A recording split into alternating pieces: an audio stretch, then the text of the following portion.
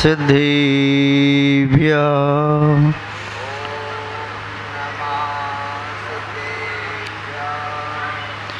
विश्वप्रकाशमयमानममीयमानं मोमक्षरादिखिलवाङ्मयहेतुभूतं यं शङ्करं सुगतमाधवमीशमाहो ररहन्तमूर्जितमहन्तमहं नमामि। ररहन्तमूर्जितमहन्तमहं नमामि। यः सर्वकालविषयार्थयथार्थवेदी देवेन्द्रवृन्दमनुजेन्द्रमुनीन्द्रवन्द्यं निर्दग्धसंसृतनिबन्धनकर्मकक्षास्तं वर्धमानजिननाथमहं नमामि। तं वर्धमानजिननाथमहं नमामि। तं वर्धमानजिननाथमहं नमामि। जय बोलिए त्रिकालवर्ती त्रैलोक पूज विश्वाराध्य पंच परमेष्ठी भगवान की, अनंतानंत सिद्ध परमेष्ठी भगवान की जय। देवादिदेव विश्व प्रभु आदि ब्रह्मा आदिम तीर्थंकर श्री आदिनाथ भगवान की जय।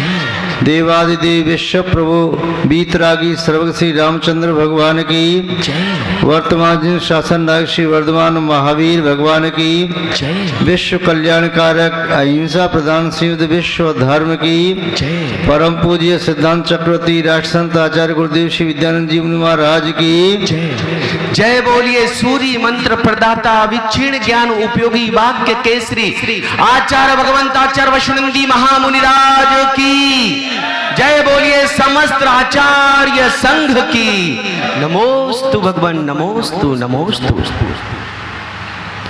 धर्म स्नेही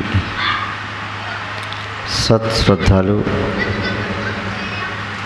यहाँ पर उपस्थित आप सभी भव्य वर पुंडरीक पुण्यात्मा महानुभाव श्रीमद् जिनेन्द्र पंचकल्याण प्रतिष्ठा महोत्सव एवं विश्व शांति महायज्ञ का तृतीय दिवस है। अत्यंत महत्वपूर्ण है आज का दिन। श्री जिनेन्द्र भगवान के 5 कल्याणक होते हैं। तृतीय कल्याणक को सबसे ज़्यादा महत्वपूर्ण मानना चाहिए, क्योंकि वे सबसे ज़्यादा महत्वपूर्ण है। परसों अपनी गर्भ कल्याणक संपन्न किया। 16 स्वप्न, उन स्वप्नों का फलादेश इंद्र सभा, महाराज नाविराय का दरबार, गर्भ कल्याण के संस्कार, अष्टकुमारी द्वारा माता की सेवा, ये सब क्रियाएं संपन्न हुई। और कल आपने जन कल्याणक महोत्सव को संपन्न किया। अनेकों स्थानों से धर्मात्मा श्रावक श्राविकाओं का समूह उस महोत्सव में सम्मिलित हुआ। स्थानीय समाज ने उस कार्यक्रम की भव्य अनुमोदना की। जन कल्याण का महोत्सव सौधर्मिंद के द्वारा विशेष रूप से संपन्न किया जाता है। केवल जन्म कल्याणक ही एक ऐसा कल्याणक है इसमें सौधर्मिंद्र अपनी 7 प्रकार की सेना को लाकर के बड़ी आनंद के साथ तांडव नृत्य करता हुआ, आनंद नाटक खेलता हुआ ये कल्याणक किया जाता है। गर्भ कल्याणक अयोध्या नगरी में मनाया। दीक्षा कल्याणक भी अयोध्या नगरी के निकट ही मनाया गया उद्यान में। ज्ञान कल्याणक भी अयोध्या नगरी के निकटवर्ती वन में केवल ज्ञान स्थान पर मनाया। मोक्ष कल्याणक भी इसी क्षेत्र में ही मनाया। किंतु जन कल्याणक एक ऐसा कल्याणक है जिसे मनाने के लिए सौदामिंद्र सुमेरु पर्वत पहुंचता है। वहाँ की पांडुशिला पर तीर्थंकर बालक का अभिषेक करके उस कार्यक्रम को संपन्न करता है। इसलिए कल का कार्यक्रम अपनी आप में विशेष माना जाता है, किंतु आज का कार्यक्रम उससे भी ज़्यादा विशेष है। 5 कल्याणक होते हैं, जिनमें ये मध्य का कल्याणक है। दीक्षा कल्याणक कहो या तप कल्याणक, क्योंकि यथाजा दिगंबर दीक्षा ही अपने आप में महान तप है। तप के बिना कर्म नष्ट नहीं होते और दीक्षा के बिना तप संभव नहीं है। दीक्षा दीपक की तरह से और तप उसके प्रकाश की तरह से। दीपक को जलाए बिना उसका प्रकाश नहीं मिलता, ऐसी दीक्षा को स्वीकार किए बिना तप संभव नहीं है। यथा सूर्य के उदय के बिना सूर्य का प्रकाश असंभव है, चंद्रोदय के बिना चंद्रमा की चांदनी असंभव है। इसी तरह जब तक जीव संसार शरीर भोगों से विरक्त होकर के यथाजा दिगंबर दीक्षा को स्वीकार नहीं करता, तब तक वह कर्मों का क्षय नहीं कर पाता। भर्तहरि ने अपनी वैराग्य शतक में लिखा है, एकाकी निस्पृह शांता पाणिपात दिगंबरा कदा सब भविष्यामि कर्म निर्मूलन क्षमा। हे देव, हे प्रभु परमात्मा, मेरे जीवन में वह दिन कब आएगा जब मैं एकाकी समस्त गृह परिवार को छोड़कर, जिनके साथ खून का रिश्ता उन्हें छोड़कर, और जो अन्य संबंधी जन है, स्वजन है, परिजन है, पुरजन है, सभी को छोड़कर शरीर और भोगों से भी महत्व का त्याग करके यथाजा दिगंबर अवस्था को स्वीकार करके मैं एकांत में जाकर के, जंगल में जाकर के निष्प्रह वृत्ति धारण करूं। संसार के किसी भी पदार्थ के प्रति कोई स्पृहा नहीं, इच्छा नहीं, कोई भी अभिलाषा नहीं, कामना नहीं। कब मैं परम शांति का अनुभव करूं, मेरे चित्त में शांति ही शांति विद्यमान हो। वह दिन कब आए जब मैं अपने कर पात्र में आहार ग्रहण करूं। कर तल भोजन तरतल वासा, पानी पात्र में आहार लेना, वृक्ष मूल आदि यातापन आदि योग धारण करना, जंगल आदि में निवास करना, यह सन्यासी की, साधु की वाही प्रवृत्ति होती है। भर्तहरि भी कह रही हैं कि एकाकी निष्प्रह शांत पाणिपात दिगंबरा, कर पात्र में आहार लेने वाला दिगंबर संत मैं कब बनूं, कदा सम भविष्यामि, मैं ऐसा कब बनूंगा। कर्म निर्मूलन क्षमा, इसके बिना कर्मों का क्षय संभव नहीं है।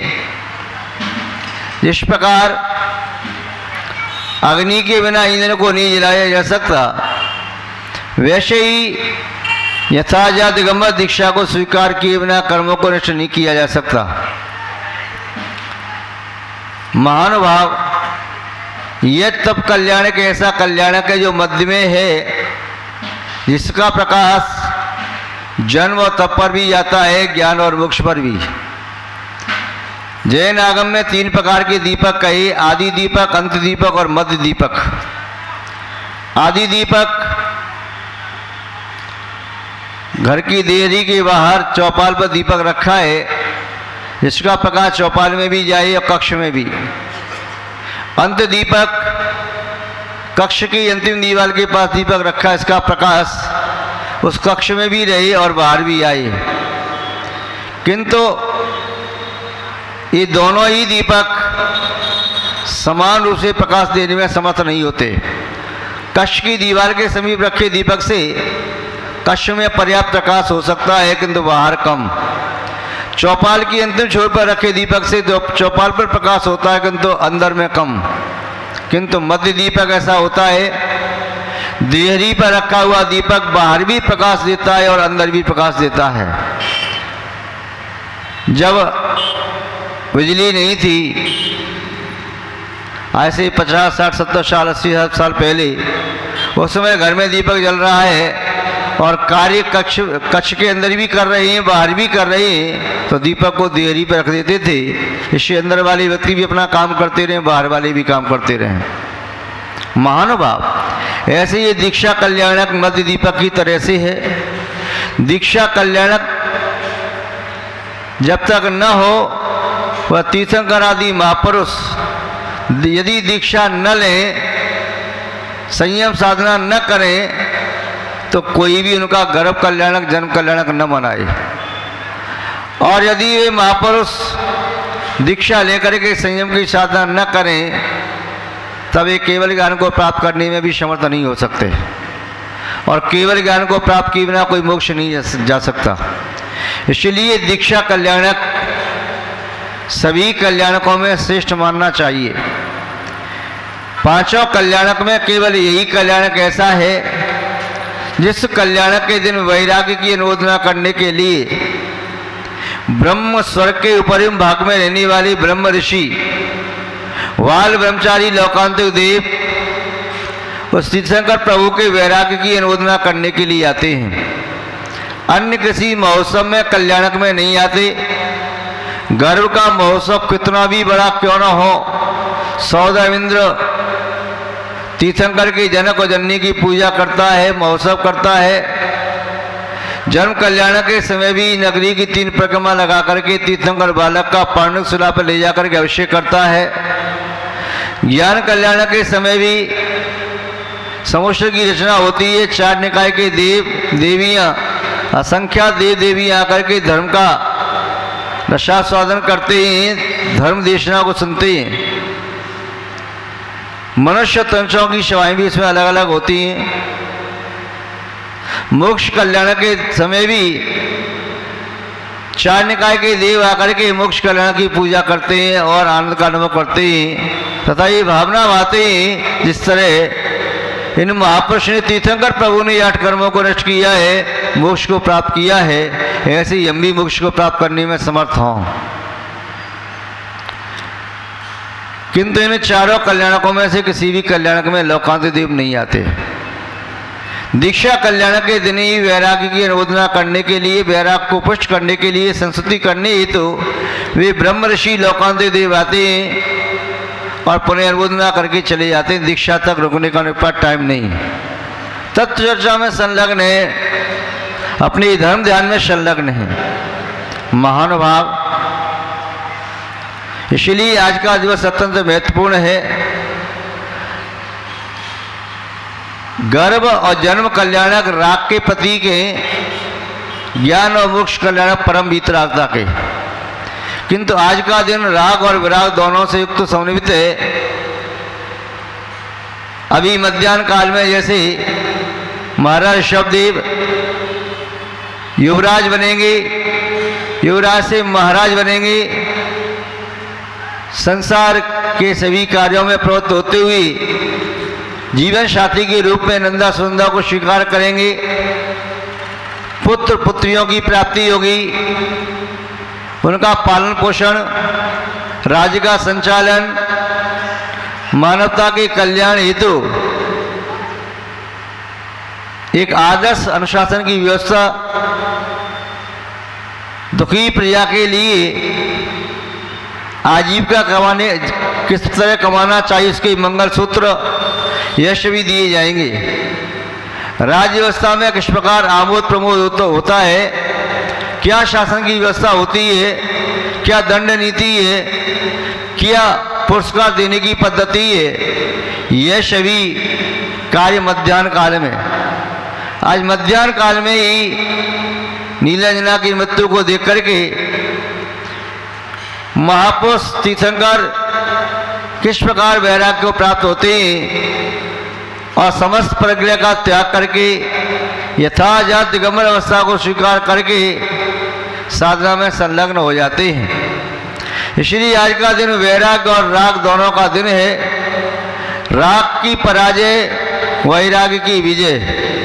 इस प्रकार का हेतुक यह दिवस अन्य सभी दिवस की अपेक्षा से अत्यंत महत्वपूर्ण है।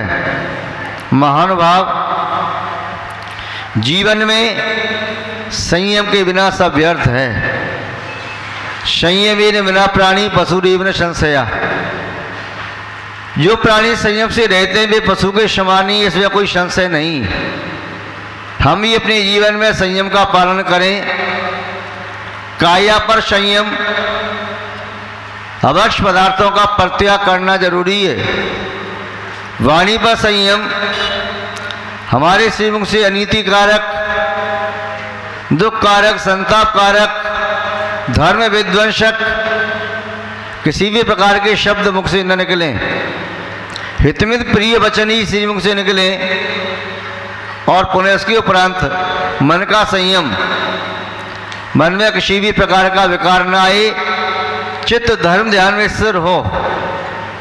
इस प्रकार संयम को जो स्वीकार करते हैं वे आत्मा के समग्र वैभव को अनंत काल तक के लिए प्राप्त कर लेते हैं। महानुभाव, संयम की साधना न केवल तीर्थंकरों ने की, महापुरुषों ने भी संयम की साधना की और राज्य अवस्था का परित्याग करके वे दुर्धर तपस्वी बने और कर्मों के ईंधन को जला करके मोक्ष का वैभव प्राप्त कर लिया, मोक्ष का राज प्राप्त किया। जिस प्रकार श्री रामचंद्र जी वनवास से लौटने के उपरांत अयोध्या में प्रवेश किया, मर्यादा का उल्लंघन तो उनसे कभी हुआ ही नहीं।